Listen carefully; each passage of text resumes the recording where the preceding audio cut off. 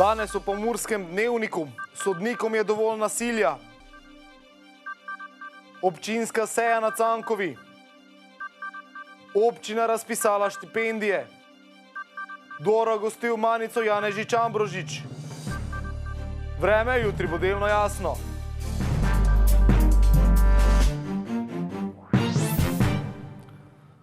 Spoštovane gledalke, cenjeni gledalci, lepo pozdravljeni.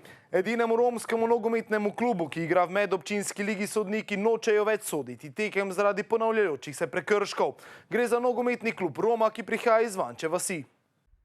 Igralci kluba iz Vanče vasi so bili v zadnjih letih sicer že nekajkrat disciplinsko kaznovani zaradi izgredov in obnašanja na tekmi. Sodniki so tudi že dvakrat sprejeli sklep, da ne bodo več sodili njihovih tekem, ampak so obakrat sklep tudi odpravili. Tokrat se to ni in kot kaže ne bo zgodilo. Da niso ravnali prav, se v klubu zavedajo. Vemo, nismo naredili prav, stojimo za tem, vendar smo tudi samo ljudje. Strani nogometašev Rome naj bi proti sodnikom letele grobe žaljivke. Govora je bilo celo o grožnjah s smrtjo in poskusu fizičnega napada strani dveh igralcev. Han to zanika. So priznali v vseh izjavah, da so se nešportno obnašali, vendar tudi danes spet pravim, ne z smrtjo, kot je na vseh naslovnicah televizij in časopisov.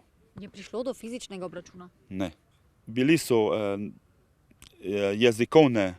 jezikovni napadi so bili, fizični pa ne. Fizični napad naj bi preprečili soigralci, a sodnikom je prekipelo. V zadnjih tednih bi morala NK Roma odigrati že 6 tekem, a jih zaradi sodniškega bojkota ni. V tem trenutku kot predsednik Medobčinske nogometne zveze in tudi podpredsednik Nogometne zveze Slovenije sem v enem položaju, če bi bili možnost in razlogi, ki bi vzdržali po predpisih, ki se ga morajo vsi držati. Jaz ga vedno pravim, da Romi in ne Romi za mene imajo iste pravice, vendar to iste dolžnosti. In če je imeli po bilo katerem pravilniku disciplinske možnost, da nogometni klub Roma izključimo iz tegovanja, bi ga izključili. Isto kot ostale ekipe. Vendar v tem danem primeru teh pogojev ni in jaz kot predsednik si tega ne morem dovoliti in tudi ne pristajam na to, da bi bilo komu krajšali kakšne zadeve. Nogometaša, ki sta se nešportno obnašala, sta dobila prepoved opravljanja vseh športnih funkcij za obdobje 3 let. Romska nogometna legenda je zavzela jasno stališče. Tudi sodnik ima pravico na napako.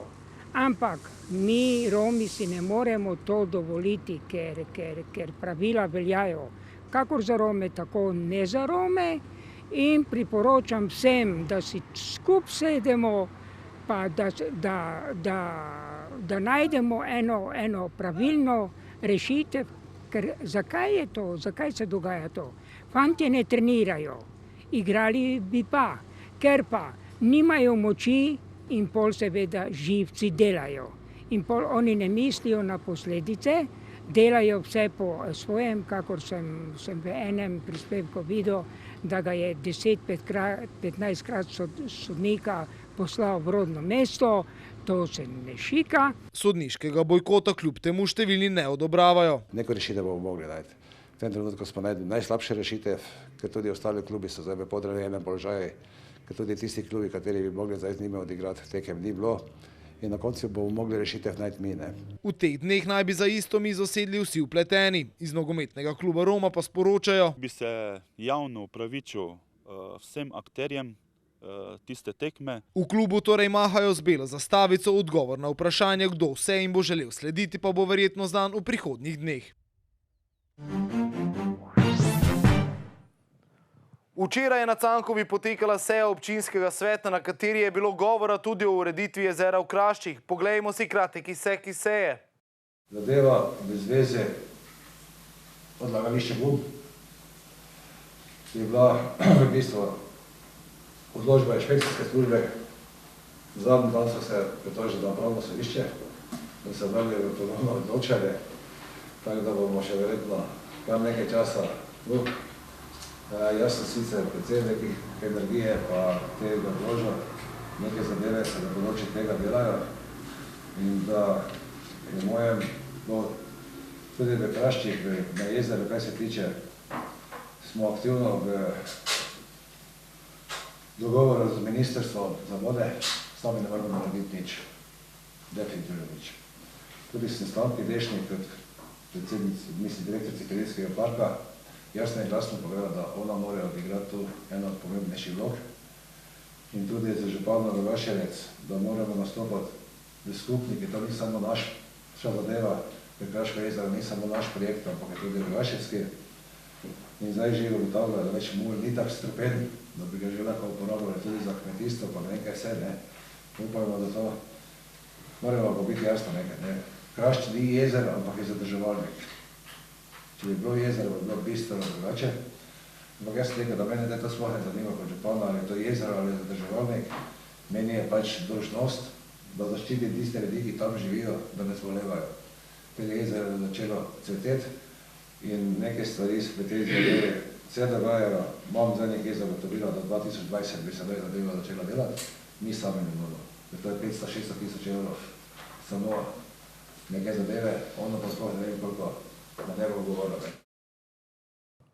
Občina Beltinci je v sodelovanju s Pomursko izobraževalno fundacijo Murska Sobota objavila javni razpis za podelitev štipendij občine Beltinci za nadarjene študente za študijsko leto 2019-2020.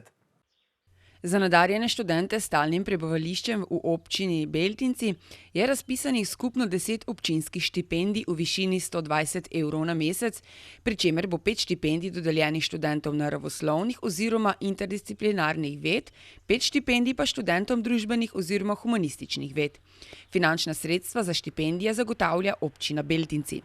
Študentje morajo izpolnjevati naslednje pogoje, in sicer morajo imeti najmanj 3 leta stalno prebivališče v občini Beltinci, imeti morajo status študenta, bodisi rednega ali izrednega. Vpisani morajo biti na dodiplomski ali podiplomski študij, prav tako pa so morali imeti v preteklem študijskem letu povprečno oceno vseh opravljenih izpitov najmanj 8,5.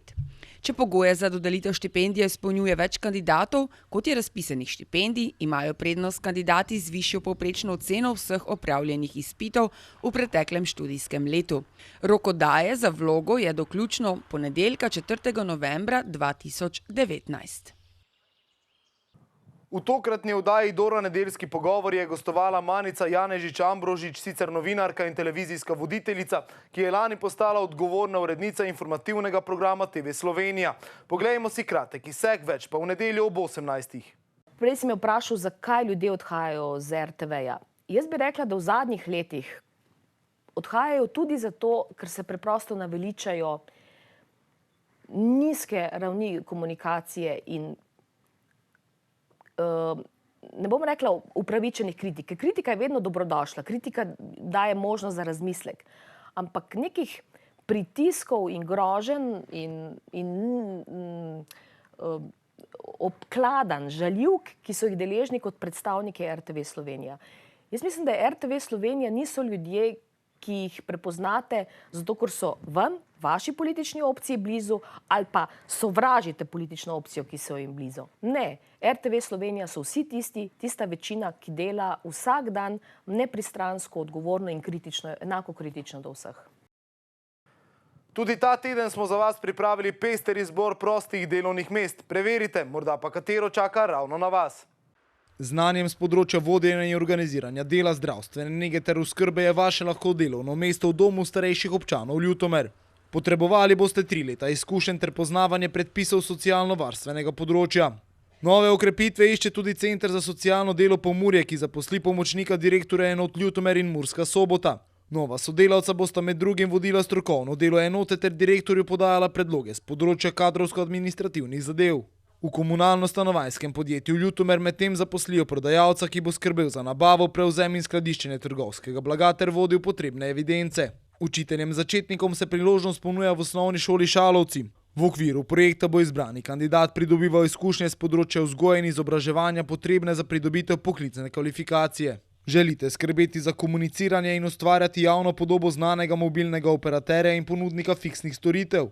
Pridružite se mlademu in zagnanemu kolektivu podjetja Telemach. Na delovnem mestu v Ljubljani vas bo zaposlovalo pisanje PR besedil, skrbeli pa boste tudi za interno komunikacijo in odnose z javnostmi. Povezave do vseh prostih delovnih mest najdete na sobotainfo.com. Na Sobota.info poročajo o večjih tatvinah v trgovinah v Pomurju. Več o tem na sobotainfo.com, mi pa si poglejmo še kratke novice.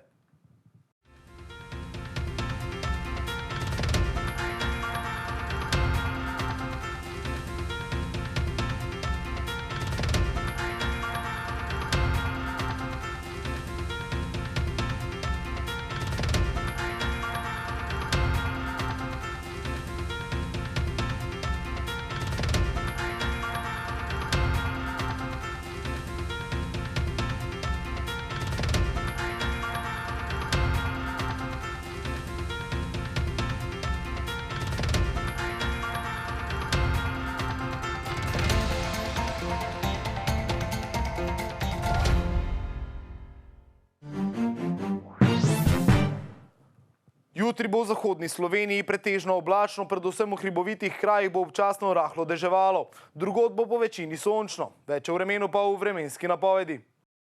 Danes smo imeli jasen dan s temperaturami okrog 20 stopinj Celzija. Opoldne ste v Krajinskem parku Goričko in Murski Soboti namerili 13, v Radencih 15, v Lendavi pa 19 stopinj Celzija. Jutri bo v zahodni Sloveniji pretežno oblačno, predvsem v hribovitih krajih bo občasno rahlo deževalo. Drugod bo po večini sončno. Pihal bo šibak do zmeren jugozahodni veter, ob morju jugo. Najnižje jutranje temperature bodo v severovzhodni Sloveniji, v Murski Soboti in Mariboru od 9 do 10, dnevne pa od 22 do 23 stopinj Celzija. V nedeljo in ponedeljek bo na zahodu spremenljivo do pretežno oblačno, predvsem ponekod v Posočju bo občasno rahlo deževalo. Drugod bo sončno, še bo vetrovno in za ta čas zelo toplo. Temperature v naših krajih se bodo zjutraj gibale od 9 do 13, čez dan pa od 22 do 25 stopinj Celzija. Toliko smo vam pripravili v današnjem Pomurskem dnevniku. Za več informacij obiščite našo spletno stran. Bodite v naši družbi in nasvidenje do prihodnjič.